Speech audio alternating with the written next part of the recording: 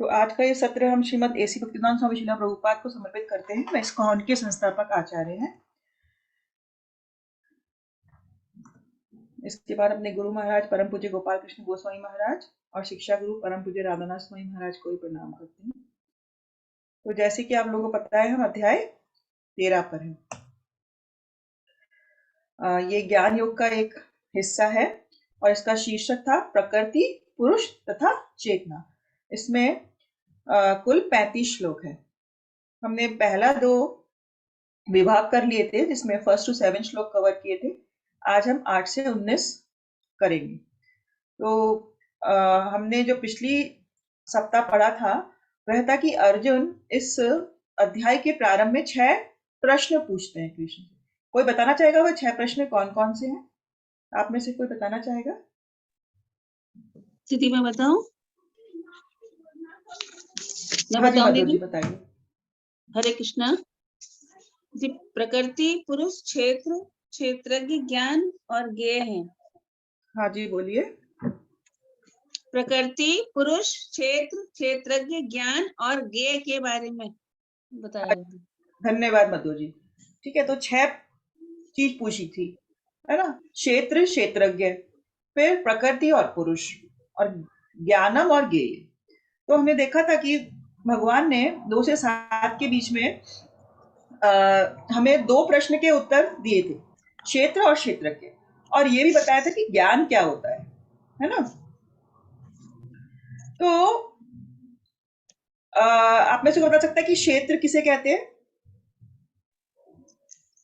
क्षेत्र शरीर को कहते हैं। जी हाँ, क्षेत्र शरीर है, या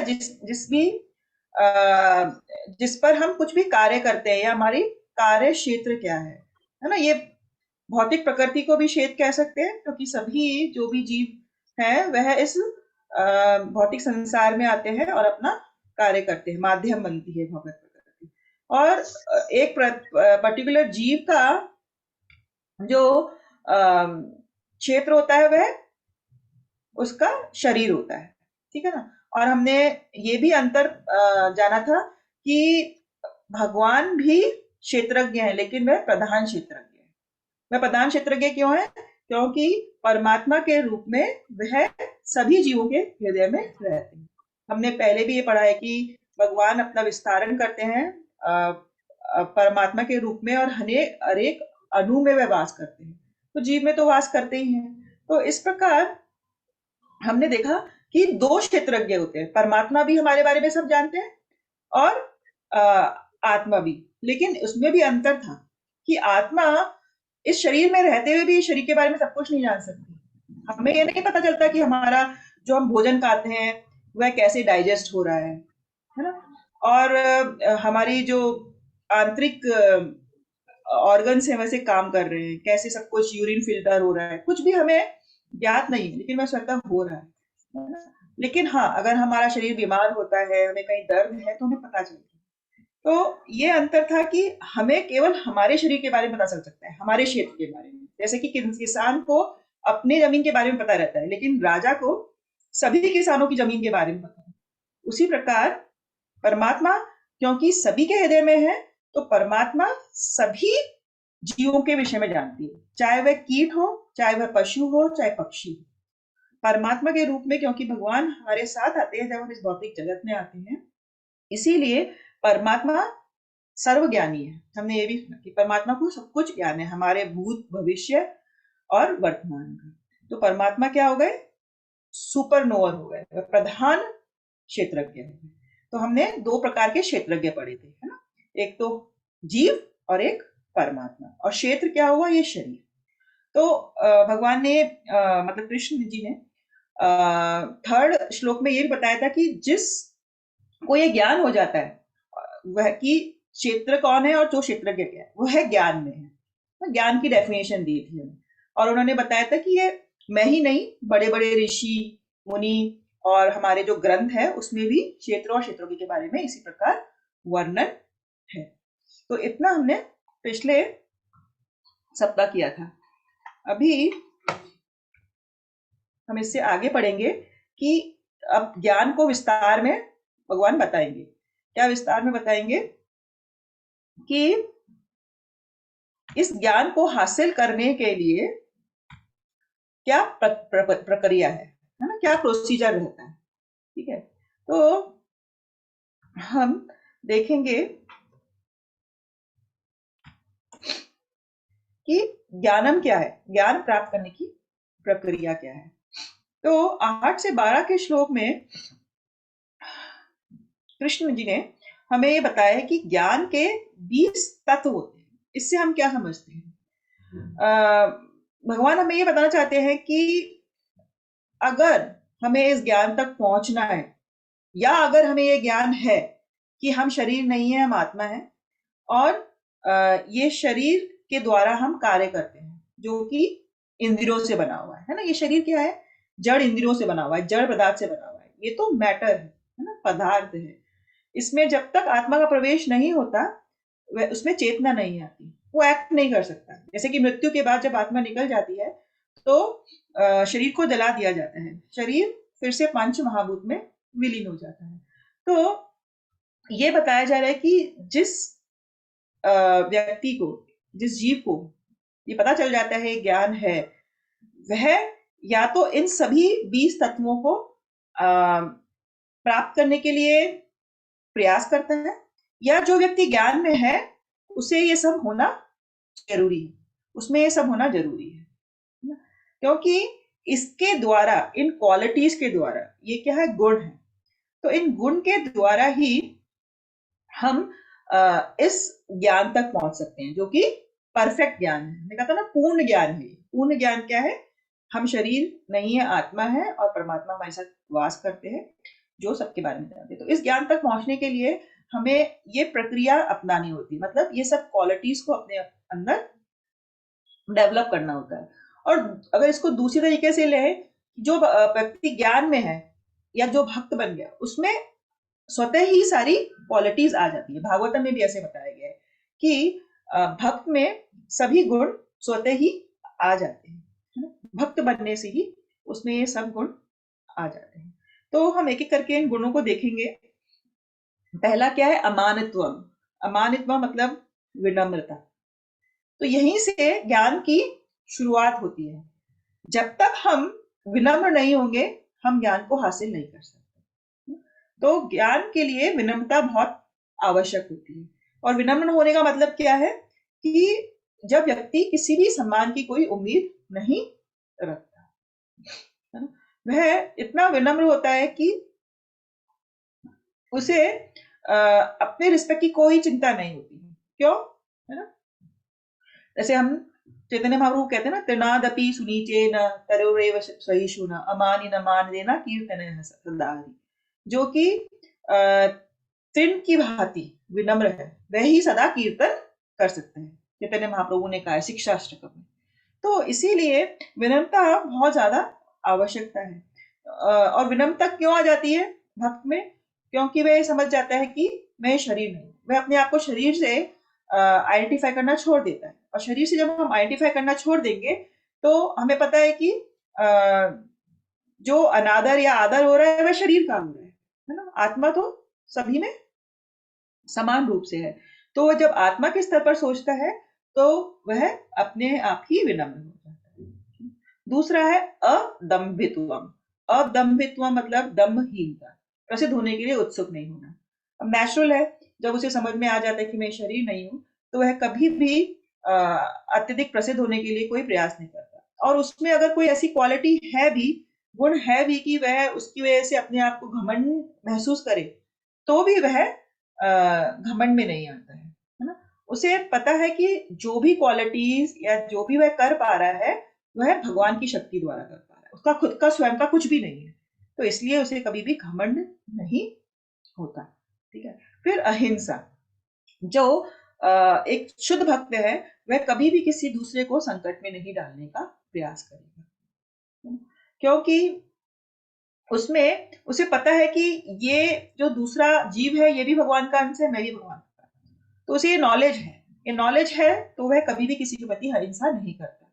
जैसे कि हमें मृगारी की कथा पता है। जब मृगारी भक्त बन गए नारद मुनि के प्रचार से, तो उन्होंने, वह देख के चलते थे कि चींटी भी ना मरे, है तो ये तो एक अहिंसा हो गई। और दूसरा अहिंसा क्या है कि हम मानसिक तौर से भी किसी को कभी कोई कष्ट नहीं पहुंचे, हमारी कोई भी गतिविधि किसी को भी कोई परेशानी में न डाले। और प्रभुपाद इसके तात्पर्य में ये कहते हैं कि अगर हम किसी को भक्ति नहीं दे रहे हैं, अगर हम कृष्णा भावनामृत का प्रचार नहीं कर रहे हैं, तो वह अहिंसा माना जाएगा, तो वह हिंसा माना जाएगा, है ना। क्योंकि अहिंसा का वास्तविक मतलब है हर जीव को भगवान के पास वापस लेके जाना, भगवान का ज्ञान देना, तो वह वास्तविक में अहिंसा है। जब तक हम प्रचार नहीं कर रहे हैं और किसी को मदद नहीं कर रहे हैं भगवान को देने के लिए, तो हम क्या कर रहे हैं, हम हिंसा कर रहे हैं। तो प्रभुपाद यहाँ तक मेंशन करते हैं कि कितना इंपॉर्टेंट है अहिंसा। फिर शांति, शांति मतलब होता है सहनशीलता। भक्त में बहुत ज्यादा टॉलरेंस आ जाती है, सहन करने की शक्ति आ जाती है। वह अपमान को भी, तिरस्कार को भी आसानी से सहन कर लेता है। और उसका बेसिस क्या है, बेसिस यही है कि उसे पता है कि मैं आत्मा हूं, और जो भी अपमान मिल रहा है वह शरीर को मिल रहा है, शरीर की गतिविधियों की वजह से मिल रहा है, तो वह उससे डिस्टर्ब नहीं होता है और पेड़ की तरह टॉलरेंट होता है। तनादपि सुनीचेन तरोरपि सहिष्णुना, तरोरपि सहिष्णुना मतलब होता है पेड़ के समान सहनशील होना। तो ये क्वालिटी होती है, और ये ज्ञान हासिल करने की एक तरह से प्रक्रिया है, क्योंकि जब तक हम इन गुणों को हासिल नहीं करेंगे, हम शुद्ध ज्ञान तक नहीं पहुंच सकते, पूर्ण ज्ञान तक नहीं पहुंच सकते।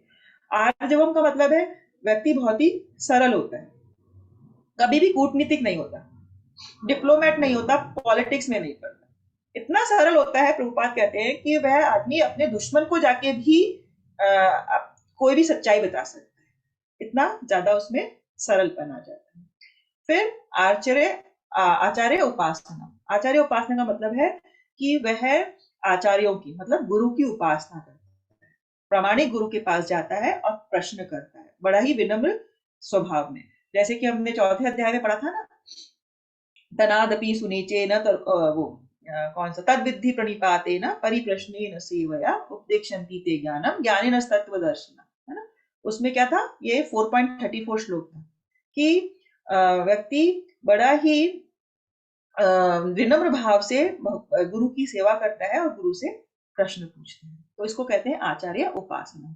शौचम मतलब वह बहुत ही पवित्र होता है, उसका मन आंतरिक क्लीन मतलब क्लीनिनेस हुई, जिससे कि वह मन को कैसे पवित्र करता है, हरे कृष्ण कृष्ण कृष्ण हरे हरे, हरे राम राम राम हरे हरे, इसका जप करके करता है।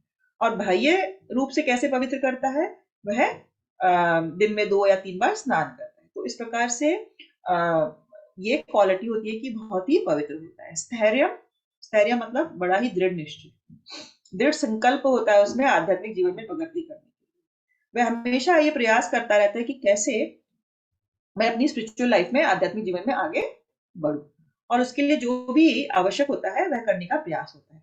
और उसमें क्या क्या आता है हमें पता ही है सारे जो 9 भक्ति के अंग हैं, है ना, श्रवणम कीर्तनम पाद सेवनम अर्चनम वंदनम दास्यम आत्म निवेदन, तो ये सारे बड़ी ही दृढ़ता के साथ करता है।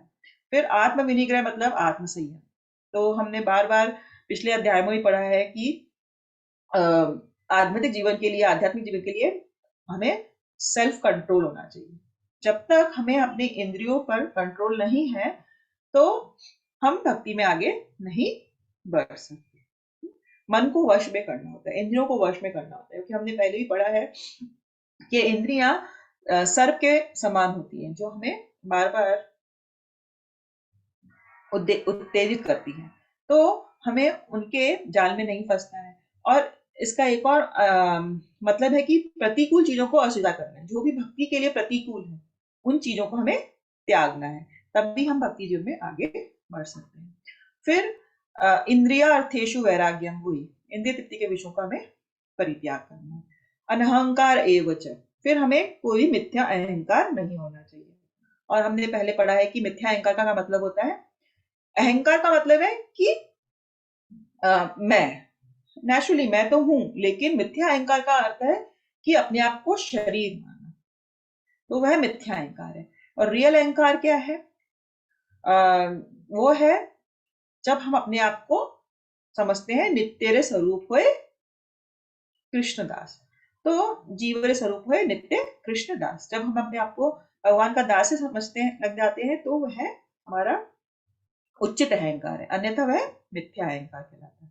फिर जन्म मृत्यु जरा व्याधि दुख दोषानुदर्शनम, ऐसे व्यक्ति को जन्म मृत्यु बुढ़ापा और व्याधि के दोषों को समझना आ जाता है। उसे ये समझ में आ जाता है कि ये जो चक्कर है, साइकिल है जन्म मृत्यु बुढ़ापा और व्याधि की, ये बहुत ही कष्टप्रद है और इसीलिए वह इस भौतिक जीवन से निकलने का प्रयास करता है। जब तक किसी व्यक्ति को या जीव को ये समझ में नहीं आ जाएगा कि बार बार जन्म लेना कितना कष्टदायक है, मृत्यु होना कितना कष्टदायक है, और बुढ़ापा और डिजीजेस को तो हम जानते ही हैं, जब हमें रोग हो जाता है तो हम कितने परेशान हो जाते हैं, है ना? और बुढ़ापा आता है तो कितना लोग परेशान होते हैं। फिर भी हम लोग प्रयास नहीं करते इस भौतिक जगत से बाहर निकलने। फिर से हम वही करते हैं, हर जन्म जन्मांतर तक रिपीटेशन होता रहता है हमारे। और जब तक हमें किसी भक्त का संग नहीं मिलता और हम भक्ति में नहीं जुड़ते, हम इस जन्म मृत्यु बुढ़ापा और व्याधि के चक्कर से बाहर नहीं निकल सकते। तो जो व्यक्ति ये समझ जाता है, उसे इसका ज्ञान हो जाता है, वही प्रयास कर सकता है। जब तक हम नॉलेज ही नहीं है, हम इग्नोरेंस है, तो हम प्रयास ही नहीं करेंगे। लेकिन जब हम सोचने पे मजबूर होते हैं, जब हम शास्त्र पढ़ते हैं कि ये कितना सत्य है ना, बार बार जन्म लेना मृत्यु लेना कितना कष्टदायक है, तो हम भक्ति में आगे बढ़ते हैं। असक्ति, ऐसा व्यक्ति बहुत ही डिटैच हो जाता है, उसे एक वैराग्य आ जाता है। किससे वैराग आता है? भौतिक वस्तुओं से, भौतिक जगत से, है ना? क्योंकि उसे पता है कि मेरा जो रियल हाउस है वह ये नहीं है, गोलोक वृंदावन है, इसीलिए उसे यहाँ की चीजों से वैराग्य उत्पन्न हो जाता है। फिर अनभिष्वंग पुत्रदार गृहादिशु, उसे संतान, स्त्री, घर, अन्य वस्तुएं, जो भौतिक वस्तुएं, उसकी ममता से भी मुक्ति मिल जाती है, वह उनसे इतना अटैच नहीं होता। अब प्रभुपाद कहते हैं कि हमारा संतान, स्त्री, इनके प्रति नेचुरल आकर्षण होना जरूरी है। बिना आकर्षण के रिलेशनशिप कैसे हो सकता है, कोई भी रिश्ता कैसे हो सकता है? तो आकर्षण एक दूसरी तरफ की बात है, अफेक्शन होना, है ना, प्यार होना। लेकिन हमें कभी भी अनुचित उनके प्रति आसक्ति नहीं होनी चाहिए। अनुचित आसक्ति का मतलब बहुत ज्यादा हम उनसे इतना अटैच्ड हों कि अगर वह गलत भी कर रहे हैं तो हम उनका साथ दें। जैसे कि दुर्योधन का एग्जाम्पल है। दुर्योधन बहुत ही गलत व्यक्ति था, लेकिन धृतराष्ट्र ने उसका पूरा सहयोग किया क्योंकि वह दुर्योधन से बहुत ज्यादा आसक्त था, है ना? तो ऐसी आसक्ति फिर विनाश की ओर ले जाती है। तो हमें अफेक्शन हो सकता है, आकर्षण हो सकता है, प्यार हो सकता है, हम ध्यान रखेंगे सबका। हमारे स्त्री जो वाइफ है या हस्बैंड है या पुत्र है, पुत्री है, हम उन्हें बड़े ही लाड प्यार से पालेंगे और उन्हें भी भक्ति में लगाएंगे। ऐसा नहीं कि उनसे अनुचित हम आसक्ति रखेंगे। और प्रभुपाद ये भी कहते हैं कि अगर हमारा जो घर है वह कृष्णा भावनामृत के लिए, कृष्णा कॉन्शियसनेस के लिए हमें सपोर्ट नहीं कर रहा है, हमारी हेल्प नहीं हो रही है, तो प्रभुपाद ने कहा कि हमें ऐसे घर को त्यागना भी पड़े तो हम त्याग देना चाहिए। फिर प्रभुपाद ने खुद ने करा था। प्रभुपाद की जो पत्नी थी, उन्हें अच्छा नहीं लगता था प्रभुपाद का भागवतम लिखना, भगवद गीता पे प्रवचन करना, भक्ति करना, है ना? वह चाय भी नहीं छोड़ पा रही थी। तो फिर प्रभुपाद ने 56 की एज में अपना घर छोड़ दिया, वह संन्यास उन्होंने ग्रहण कर दिया। तो इस प्रकार प्रभुपाद कहते हैं कि जब तक हमारा घर हमें सपोर्ट नहीं कर रहा है कृष्ण भावनामृत में, तो हमें फिर इतना अटैचमेंट नहीं होना चाहिए ऐसे घर परिवार से। फिर नित्यम च समचित्वम इष्टानिष्ट निष्ठोपतिषु, अच्छी और पूरी घटनाओं के प्रति संभाव रखना। हमें कई बार क्या होता है कि कुछ भी अच्छा होता है तो हम बहुत खुश हो जाते हैं, कुछ बुरी घटना हो जाती है तो हम दुखी हो जाते हैं। लेकिन जो व्यक्ति ज्ञान में है वो इससे प्रभावित नहीं होता, है ना? मात्र स्पर्शास्तु कौन्तेय शीतोष्ण सुख दुखदा, है ना? चाहे सर्दी हो चाहे गर्मी हो, उसे कोई फर्क नहीं पड़ता। तो ये भक्त का एक गुण होता है। फिर 16 नंबर क्या है? मही च अनन्य योगेन भक्तिर अभिचारिणी। अनन्य योग मतलब बिना किसी डिविएशन के, अविक्षेपित ध्यान से वह निरंतर अनन्य भक्ति करता है। भक्ति ये क्वालिटी होती है। फिर विभक्ति देश सेवितम, एकांतवास। एकांतवास का एक्चुअल मीनिंग क्या है? अगर कोई व्यक्ति भक्तों की संगति में रह रहा है और अभक्तों की संगति को त्याग रहा है तो उसको हम एकांतवास कहते हैं।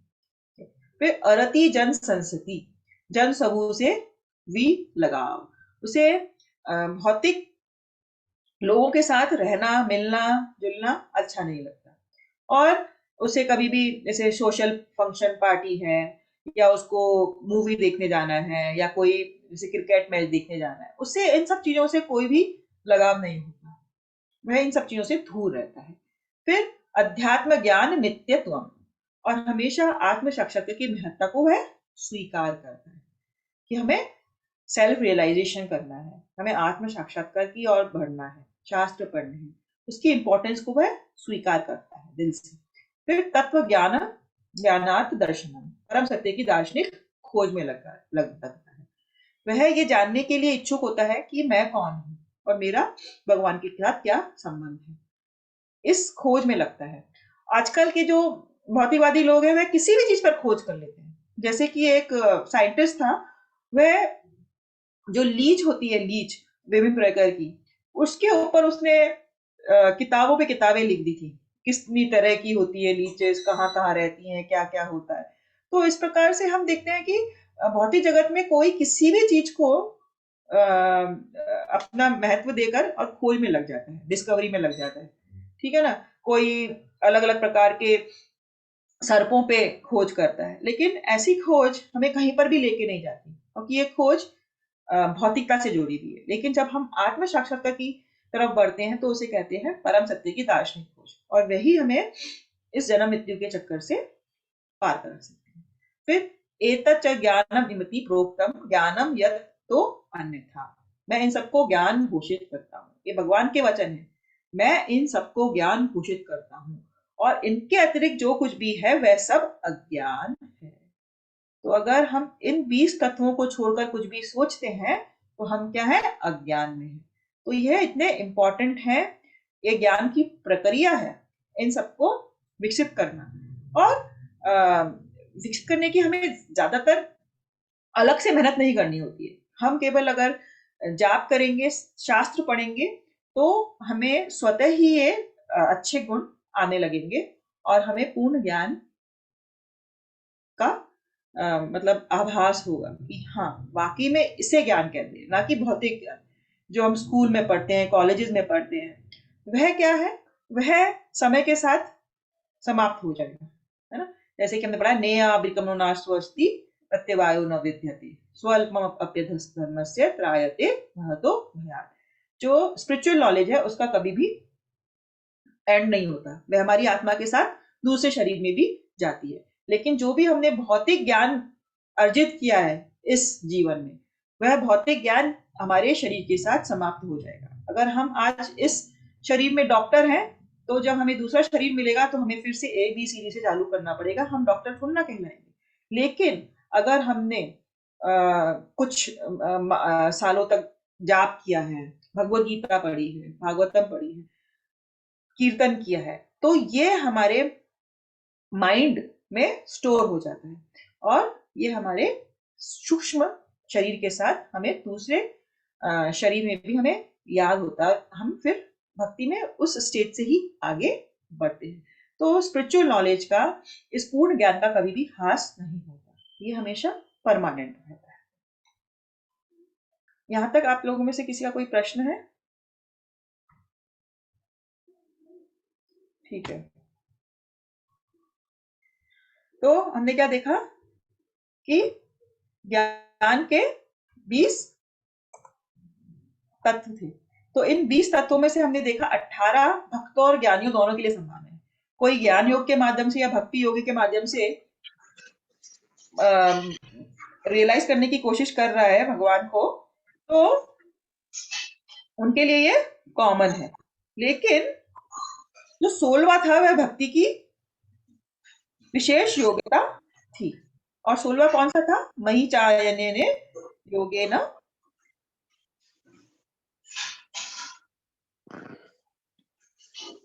हरे कृष्णा। हरे कृष्णा, हाँ बोलिए।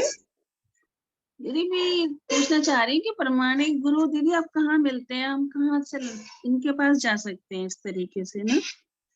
हाँ, ये तो ठीक है, हम गीता पढ़ते हैं, इसी से हम ज्ञान प्राप्त कर रहे हैं, लेकिन प्रमाणिक गुरु तो कैसे और कहाँ जा सकते हैं?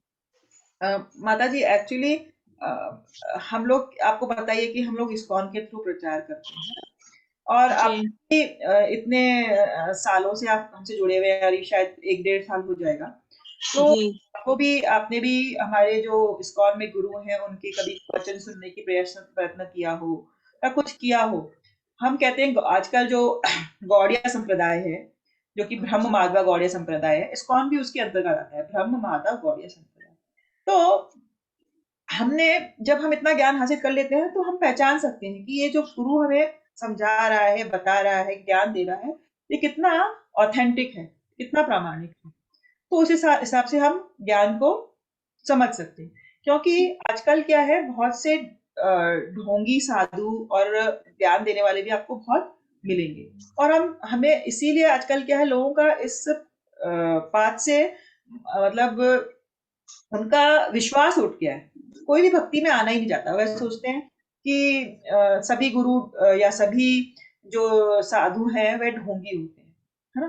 क्योंकि जी एक जी तो साधु या ऐसा कुछ, मीडिया भी बहुत बढ़ गया है, व्हाट्सएप है, टीवी है, उससे बहुत ज़्यादा मीडिया के बढ़ने से क्या होता है, लोगों को पता चलता है, तो फिर वो किसी पे भी विश्वास नहीं कर पाते और वो सोचते हैं करने की ज़रूरत ही नहीं है। तो वो जब करते रहते हैं भौतिक चीज़ें, उन्हीं में वो लगे रहते हैं, है ना? जी लेकिन अगर आपकी रियल में इच्छा है, तो आप जहाँ पे भी रहते हैं, आप वहाँ मंदिर जाइए, वहाँ पता करिए हम्म, कौन से गुरु आते हैं, उनके प्रवचन सुनिए, उनसे जुड़िए।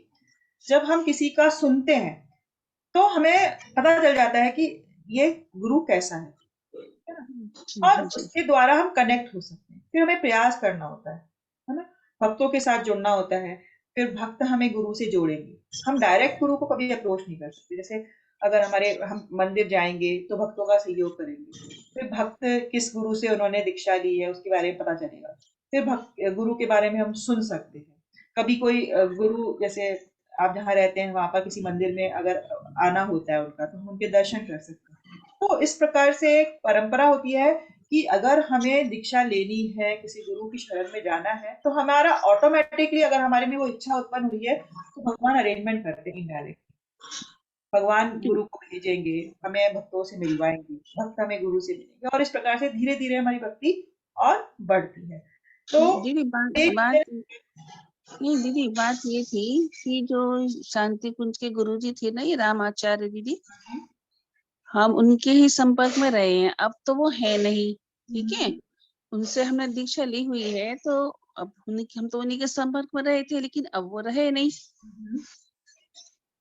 तो तो अब तो कहीं आप जाने जैसे, की फिर कोई, हम तो बस इस गीता ही पढ़ते हैं दीदी और आपसे सुनते हैं। आप गीता सुनते हैं, पढ़ते हैं, लेकिन आप इसके साथ इनडायरेक्टली इस्कॉन से भी एसोसिएटेड हो गए अभी, है ना? तो जी आप ये प्रयास कर सकते हैं कि इस्कॉन के जो गुरु हैं, उनका आप व्हाट्सएप पे, हम लोगों का तो सुनते ही हैं, आप उनके जी प्रवचन सुनिए, ठीक है? जी जो भी मेन गुरु हैं, और उनके जी प्रवचन सुन के आप खुद, जब आप खुद को, हम लोग कोई भी, क्योंकि आजकल हम अ, बापू संग तो कर नहीं सकते, है ना? वाणी संग ही कर हम्म, सकते, है ना? जी इस भौतिक जगत में बहुत सारे रेस्ट्रिक्शंस होते हैं।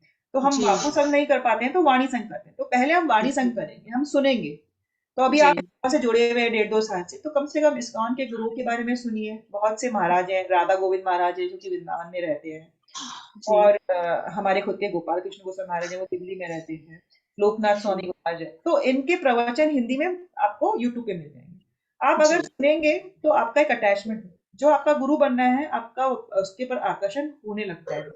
जी और आजकल क्या है कि, और फिर आप कभी-कभी आप अगर कोशिश कर सकते हैं, आप लोगों की एज है, आप अपने आप नहीं जा पाते, इस्कॉन मंदिरों में जाइए, वहाँ थोड़े भक्तों से जुड़िए, कि सिर्फ ऑनलाइन से कई बार हम जी गुरु के पास नहीं पहुँच सकते। ऑनलाइन का अपना एक अलग महत्व है, लेकिन फिर भी जी हमें जाना पड़ेगा मंदिर, भक्तों के साथ जी संग करना पड़ेगा। फिर हमें थोड़ी जी नॉलेज होगी, फिर जिसके प्रति हमारा लगाव बढ़ता है, उससे हम जी रिक्वेस्ट कर सकते हैं, भक्तों से रिक्वेस्ट कर सकते हैं। और जब हमारी एज अच्छी होती है तो गुरु आसानी से बस हमारी सत्य निष्ठा देखते हैं कि हाँ, ये 16 माला कर रहे हैं, भक्ति से जी जुड़े हुए हैं और भगवत गीता का पाठ कर रहे हैं, सिंसियर हैं, तो वह जी हमें दीक्षा दे देते हैं, है ना? जी जी इतना मुश्किल नहीं होता है। तो आप, अगर आपकी जी इच्छा है मन में, तो आप मुझसे इस बारे में डिटेल बाद में पूछ सकते हैं, ठीक है? जी जी जी, थैंक यू। 13 से 19 में हम देखेंगे ज्ञेयम या ज्ञान का विषय।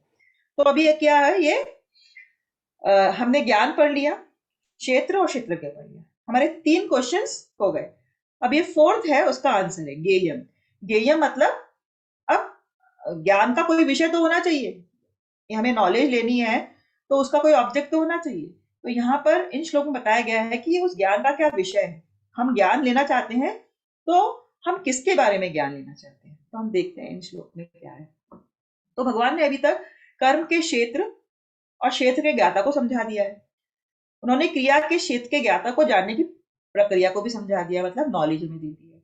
अब वे क्या चाहते हैं, जानने योग्य को समझाना शुरू करते हैं। और जानने योग्य क्या है, हमने पहले ही बताया है कि जानने योग्य केवल और केवल आत्मा, परमात्मा और उन दोनों का जो संबंध है वह ही एक जानने योग्य चीज है इस भौतिक जगत में, और कोई चीज ज्ञेय नहीं है, कोई भी चीज जानने योग्य नहीं है।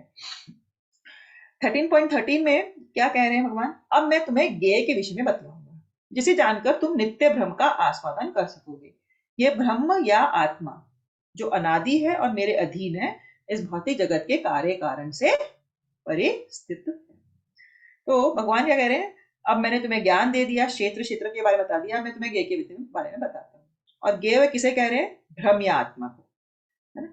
तो हमने पहले ही पढ़ा है कि जब ज्ञानी कहते हैं अहम ब्रह्म अस्मि, तो वह कहना चाहते हैं कि मैं आत्मा हूँ, लेकिन वह आत्मा को ब्रह्मण के रूप में लेते हैं। और ब्रह्मण, हमने सोचा कि जो ब्रह्म साक्षात्कार करते हैं वह सोचते हैं कि ब्रह्म ज्योति ही सब कुछ है ना? और ये आत्मा परमात्मा में विलीन हो जाएगी, उनकी वहां तक नॉलेज होती है। लेकिन भगवान हमें यहाँ समझाना चाहते हैं कि तुम एक आत्मा हो और इसका एक अलग से अस्तित्व है, ये अनादि है, मतलब इसका कोई बिगनिंग नहीं है, इसका कोई एंड नहीं है, और ये मेरे अधीन है। मेरे अधीन क्यों है, क्योंकि आत्मा परमात्मा का एक अंश है ना?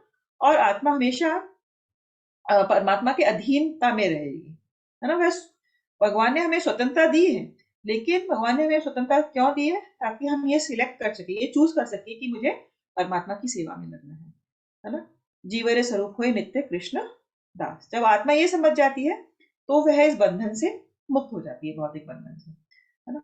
और ये आत्मा इस भौतिक जगत की नहीं है, इस भौतिक जगत के कार्य और कारण से ये परे स्थित है, उससे इसको कुछ भी लेना देना नहीं है, क्योंकि ये नित्य है, शाश्वत है। हमने आत्मा की बहुत सारी क्वालिटी सेकंड चैप्टर में पढ़ी थी, है ना? आपको याद हो तो, जैसे ये किसी भी काल में न तो जन्म है मृत्यु है, वह न तो कभी जन्मा है, न जन्म लेता है और न जन्म लेगा। वह अजन्मा है, नित्य है, शाश्वत है, पुरातन है। शरीर के मारे जाने पर वह मारा नहीं जाता। ये हमने आत्मा के विषय में दूसरे अध्याय में पढ़ा था, 20वें नंबर श्लोक में, है ना? तो इसका कोई एंड नहीं होता, कोई बिगनिंग नहीं होती है, कभी मरती नहीं है, ये नित्य है, शाश्वत है ना? तो इस प्रकार से आत्मा की क्वालिटीज, तो ये आत्मा के बारे में जानना ही ज्ञान है। इसके परपोर्ट में प्रभुपाद कहते हैं कि वैदिक साहित्य में परमेश्वर को परमात्मा के रूप में या प्रधान क्षेत्रज्ञ, पतिर गुणेश, शरीर का मुख्य ज्ञाता और प्रकृति के गुणों का स्वामी कहा गया है ना? तो परमात्मा कौन है, शरीर का मुख्य ज्ञाता, और वह प्रकृति का भी कंट्रोलर है ना? हमने कहा इस controller of this material nature, प्रकृति के गुणों का स्वामी है परमात्मा। स्मृति वचन क्या है, दास भूतो हरिदेव नान्य सेव कदाचन। जीव आत्माएं सदा भगवान की सेवा में लगी रहती हैं। इसकी पुष्टि भगवान चैतन्य ने अपने उपदेशों में भी की है। अतएव इस श्लोक में ब्रह्म का जो वर्णन है वह किसके लिए हुआ है, आत्मा के लिए हुआ है। और जब ब्रह्म शब्द जीवात्मा के लिए यूज होता है तो यह समझना चाहिए कि वह आनंद ब्रह्म न होकर विज्ञान ब्रह्म है। आनंद ब्रह्म तो केवल पर ब्रह्म भगवान है।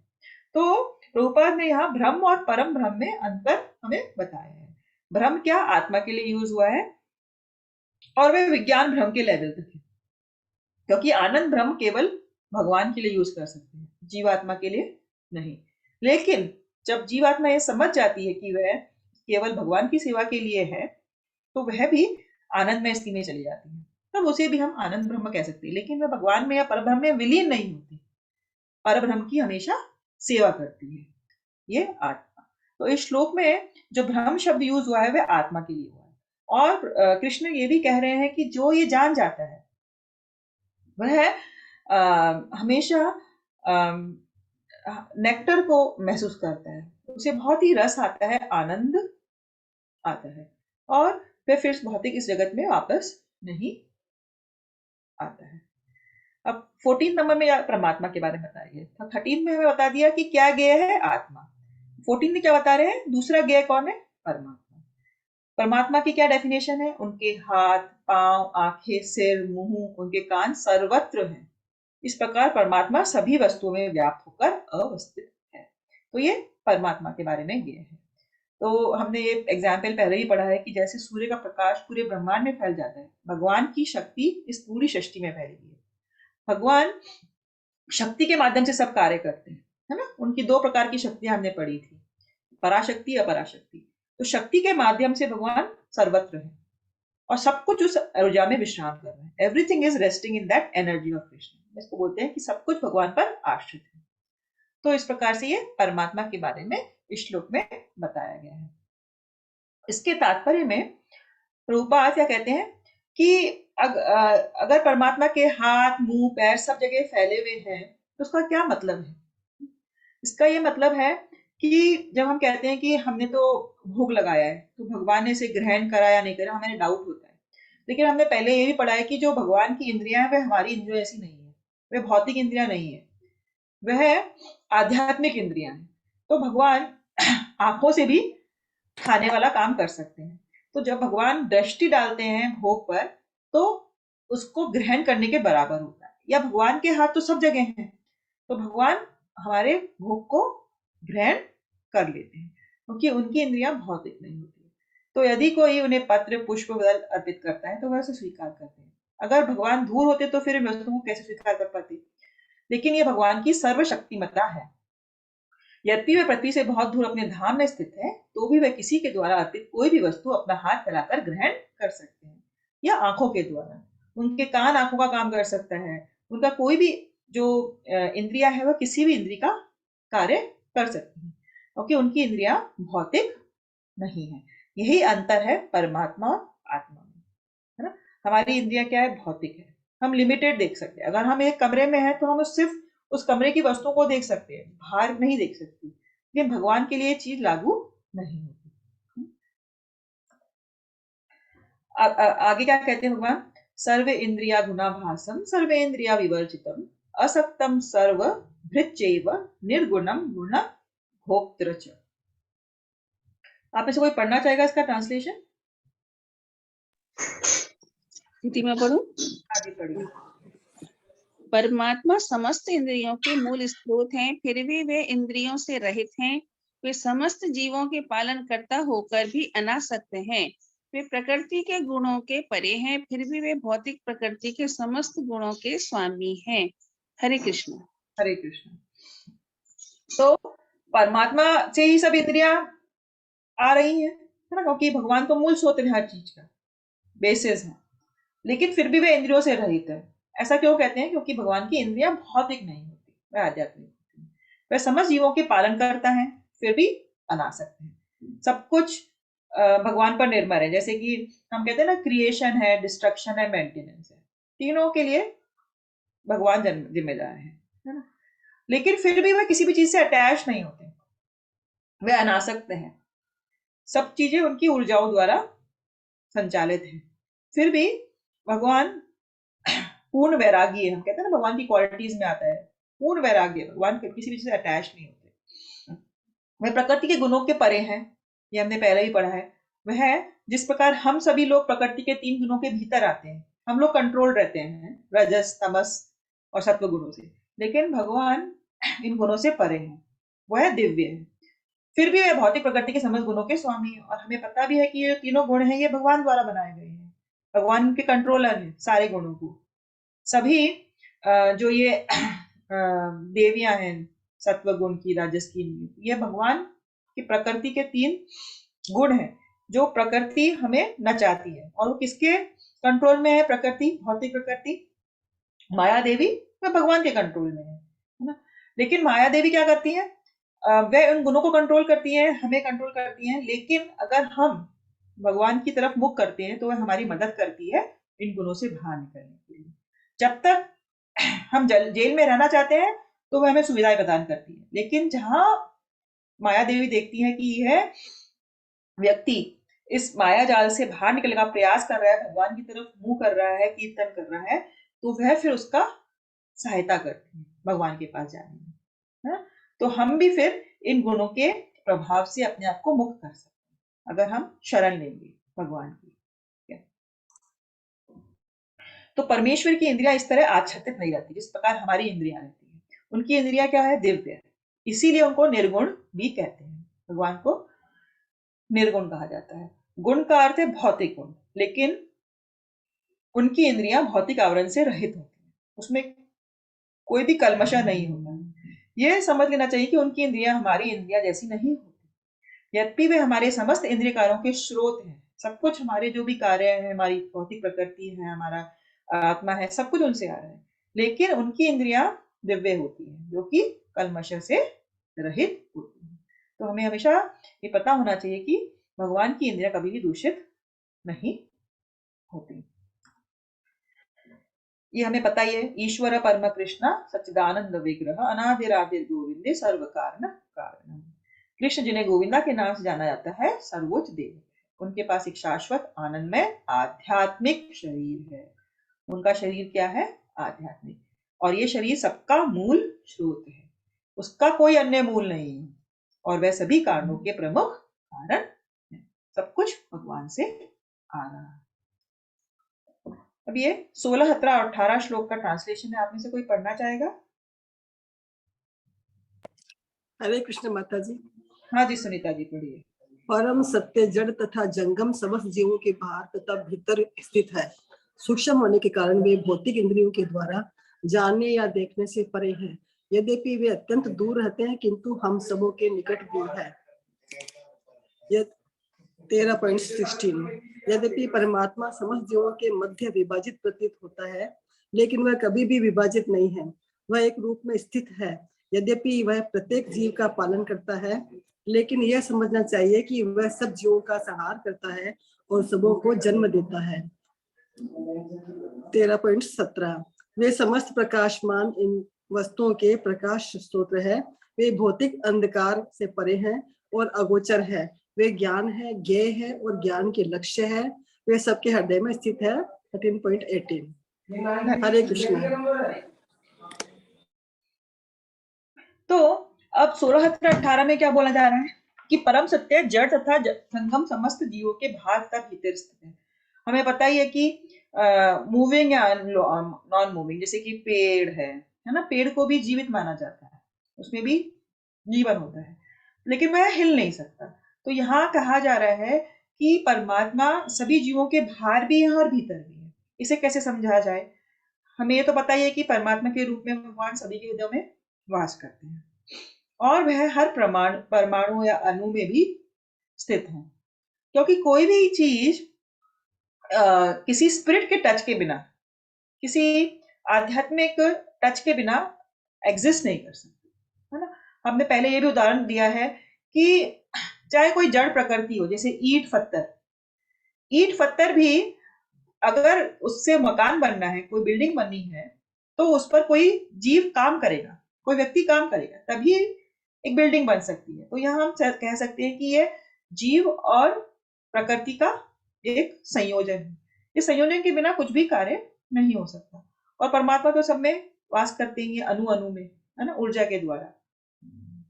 तो इससे और हमारे अंदर भी है और बाहर भी परमात्मा का वास है। सूक्ष्म होने के कारण इतने सूक्ष्म है कि हम इन भौतिक इंद्रियों के द्वारा, हमारी भौतिक इंद्रियां इतनी सक्षम नहीं है कि हम ये चीज को देख सकें। तो कोई लोग कहते हैं ना, हमें भगवान को देखना है, पहले हमें काबिल बनना होगा। और वो काबिल हम कैसे बनेंगे? भक्ति करके। तब हम भगवान के नित्य दर्शन कर सकते हैं, अन्यथा हम नहीं कर सकते। हमारी ये भौतिक इंद्रियां इतनी सक्षम नहीं है कि इसके द्वारा हम सूक्ष्म भगवान को देख सकें, परमात्मा को महसूस कर सके अपने हृदय के बीच में। लेकिन धीरे धीरे जब हम भक्ति करेंगे तो हम को परमात्मा और आत्मा दोनों का आभास होने लगता है। यद्यपि वे अत्यंत दूर रहते हैं किंतु हम सबके निकट भी हैं।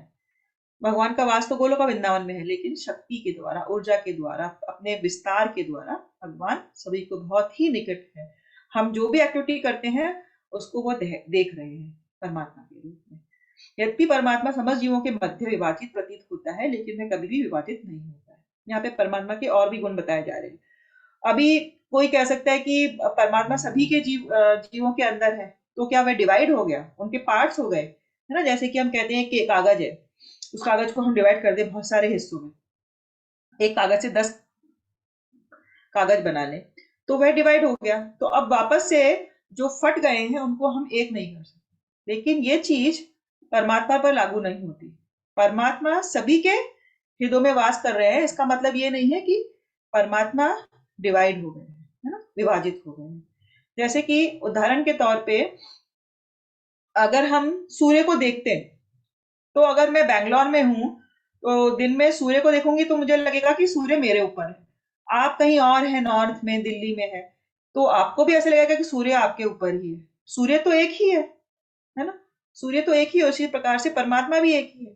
तो है कभी भी विभाजित नहीं होता है। और दूसरा उदाहरण क्या है, जब कभी हम बहुत सारे पानी से भरे हुए पात्र रख दें, है ना, और उन पात्रों में सूर्य का रिफ्लेक्शन देखें, प्रतिबिंब देखें, तो सभी पात्रों में हमें सूर्य का प्रतिबिंब नजर आएगा।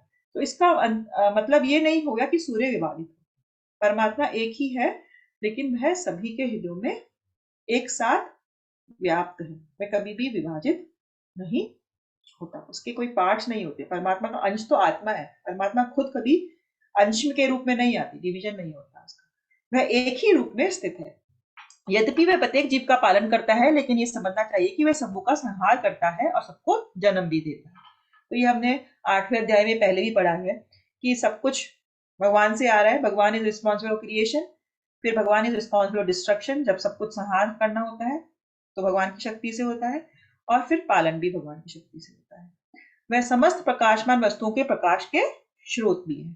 जैसे कि भौतिक जगत में क्या चाहिए हमें, रात में चंद्रमा चाहिए और दिन के समय सूर्य चाहिए। अब इन सूर्य और चंद्रमा का प्रकाश कहाँ से आ रहा है, भगवान से ही आ रहा है। भगवान के जो आध्यात्मिक जगत है वहां पर सूर्य चंद्रमा नहीं होते। वहां पर भगवान का जो शरीर का तेज है वही सफिशिएंट होता है वहां पर रोशनी करने के लिए। आध्यात्मिक जगत में सूर्य और चंद्रमा की जरूरत नहीं पड़ती। लेकिन भौतिक जगत क्या है, पूरा अंधकार है, भौतिक पूरा डार्कनेस है यहाँ पर। तो यहाँ पर इसीलिए सूर्य चंद्र की जरूरत पड़ती है। लेकिन उस सूर्य चंद्र को भी रोशनी कहाँ से मिल रही है, भगवान से। तो वह समस्त प्रकाशमान वस्तुओं के प्रकाश स्रोत है। वह भौतिक अंधकार से परे है और अगोचर है। वह ज्ञान है, ज्ञेय है और ज्ञान के लक्ष्य है। तो सब कुछ वही है, नॉलेज भी वही है, जानने योग्य भी वही है, और ज्ञान के लक्ष्य भी वही है। अब ज्ञेय और ज्ञान के लक्ष्य में क्या अंतर हुआ, जैसे कि हमें पता चल जाए कि भगवान जानने योग्य है, यही है, लेकिन हमारा लक्ष्य क्या होना चाहिए। हमारा लक्ष्य यही है, ये ज्ञान होने के बाद कि उस परमेश्वर की हम सेवा और प्यार करें। तो ये हमारा नॉलेज का मेन एम है। हम इतना सारा जो ज्ञान ले रहे हैं, भगवत गीता पढ़ रहे हैं, जाप कर रहे हैं, उसका अल्टीमेट लक्ष्य क्या है। अल्टीमेट लक्ष्य ये है भगवान के प्रति सेवा और प्यार। अगर वही हासिल नहीं हुआ तो इस ज्ञान का कोई भी महत्व नहीं रह जाता। तो भगवान ही ज्ञान का लक्ष्य है, भगवान ही जानने योग्य है, वही पूर्ण ज्ञान है और वही सबके हृदय में स्थित है। तो इस प्रकार हमने देखा कि ज्ञेय के बारे में पहले श्लोक में तो आत्मा के बारे में वर्णन हुआ, उसके बाद 14 से लेकर 19 तक 18 तक भगवान ने परमात्मा के बारे में वर्णन किया, परमात्मा के गुण बताए और हमें ये बताया कि यह परमेश्वर ही इस पूरे ज्ञान के अंतिम लक्ष्य हैं। ये हमने 9th चैप्टर में पढ़ा था कि जिस प्रकार सर्वत्र प्रवाहमान प्रबल वायु सदैव आकाश में स्थित रहती है, हमेशा वायु रहती है आकाश में, उसी प्रकार समस्त उत्पन्न प्राणियों को मुझ में स्थित जानो। हम सभी जो भी हैं वह भगवान में स्थित हैं। और हमने ये भी पढ़ा था कि महाविष्णु हमें सारे जीवों को अपने अंदर समाये हुए हैं, और जब उत्पत्ति होती है ब्रह्मा जी को पहले उत्पन्न करते हैं और फिर इन सब भौतिक जीवों को वह इस भौतिक जगत में डाल देते हैं। तो सभी प्राणी भगवान से उत्पन्न हुए हैं, है ना। 9.7 में क्या कहा था?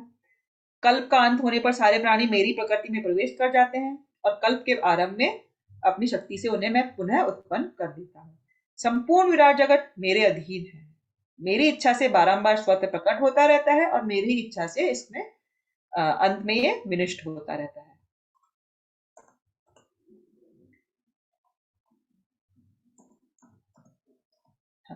इसके बाद ये आज का आखिरी श्लोक है। अब सब कुछ बता दिया भगवान ने कि परमात्मा के बारे में, ज्ञान के बारे में, आत्मा के बारे में। अब कह रहे हैं कि इसको हर कोई नहीं समझ सकता, इसको समझने के लिए हमें योग्य बनना होगा। इति क्षेत्रम तथा ज्ञानम ज्ञेयम चोक्तम समासतः मद्भक्ता एतद् विज्ञानय मद्भावयो उक्तयति। इस प्रकार मैंने कर्म क्षेत्र, ज्ञान तथा ज्ञेय का संक्षेप में वर्णन कर दिया है। इसे केवल मेरे भक्त ही पूरी तरह समझ सकते हैं और इस तरह मेरे स्वभाव को प्राप्त होते हैं। भगवान ने पूरा अपना कंक्लूजन क्या दे दिया कि मैंने शरीर के बारे में बता दिया, ज्ञान क्या है, जानने योग्य क्या है, सब कुछ समरी में बता दिया है। लेकिन इसको हर कोई नहीं जान सकता, केवल और केवल भगवान के भक्त इस ज्ञान को, इसके बारे में समझ सकते हैं। और जब वे समझ जाते हैं तो मेरे स्वभाव को प्राप्त होते हैं। मेरा स्वभाव का मतलब सच्चित आनंद। भगवान का स्वरूप क्या है? सच्चित आनंद। तो जब हम भक्ति में आते हैं तो हमें ये सब समझ में आता है, तो फिर हमारा स्वभाव भी सच्चित और आनंद से पूर्ण हो जाता है। सत मतलब सत्य, चित कॉन्शियसनेस और आनंद में, है ना। भगवान का जो स्वरूप है वह सच्चित और आनंद है, फुल ऑफ नॉलेज है, फुल ऑफ ब्लिस है। तो ऐसा ही स्वरूप हमारा भी हो जाता है। तो इस प्रकार 3 बातों का यहाँ पर वर्णन हुआ। शरीर, जानने की विधि जो प्रक्रिया थी, आत्मा और परमात्मा के बारे में। यहाँ इसका विशेष उल्लेख हुआ है कि भगवान के अनन्य भक्त ही इन तीनों बातों को ठीक से समझ सकते हैं। अतएव ऐसे भक्तों के लिए भगवद गीता अत्यंत लाभप्रद है। वह ही परम लक्ष्य अथवा परमेश्वर कृष्ण के स्वभाव को प्राप्त कर सकते हैं। दूसरे शब्दों में केवल भक्त ही भगवद गीता को समझ सकते हैं और वांछित फल प्राप्त कर सकते हैं, अन्य लोग। यह प्रभुपाद ने इसके तात्पर्य में कहा। तो आज का सेशन यही समाप्त होता है। हरे कृष्ण।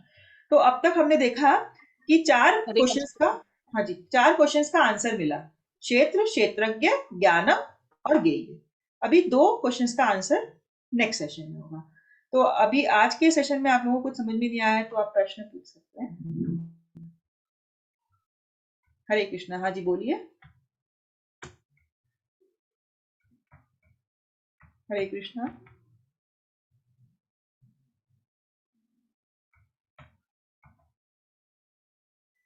हरे कृष्णा माता जी, ये यज्ञ के बारे में फिर बता दीजिए एक बार। के बारे में एक तो आपने बताया ना क्षेत्र, ज्ञान, यज्ञ,